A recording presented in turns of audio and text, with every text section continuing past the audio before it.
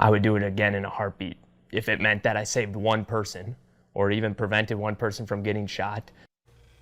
That's Fargo police officer Andrew Dotas, who was shot during an ambush on police back on July 14th.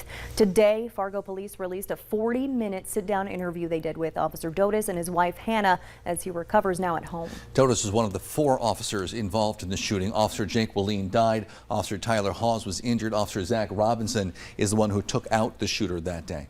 Valley News Team's Courtney Lockie shares his story and why he says, given the chance, he'd do it all over again.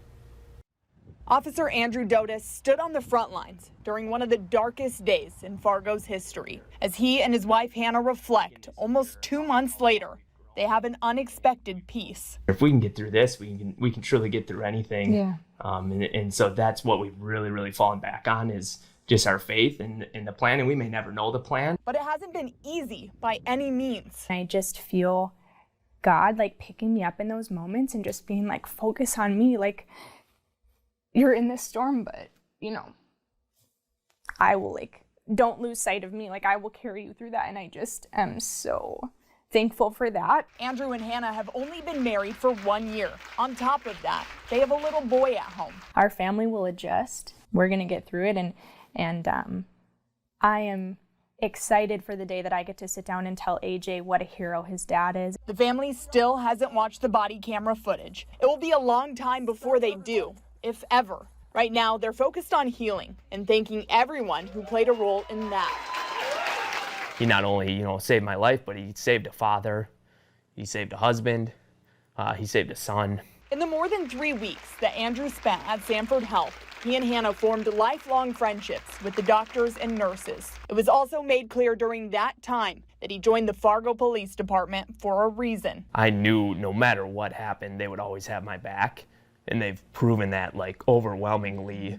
When I was at the hospital, there was a police officer outside my door 24/7. And to the community, the Dotases say the little things have meant the most. Every time they see a blue porch light, they're reminded why Fargo is home and why they do what they do. We put ourselves in front and protect those people, and we do it excitedly. We do it willingly. When everyone else is running the other way, we're driving with our lights and sirens, ready to jump out of our car as fast as we can. The job is not finished for Officer Dotas. He's going back without fear, and yet a better understanding of just how precious every moment is. I would do it again in a heartbeat, and I think if you asked any officer, I'm not the only one. I think you'd be profoundly taken back by the amount of officers that would switch places with me in a heartbeat, and that's what makes our department so amazing, but just makes the law enforcement family so much different than what people can put into words. He's most excited to get back and step into his new role as a school resource officer, where he hopes to inspire young kids. In Fargo,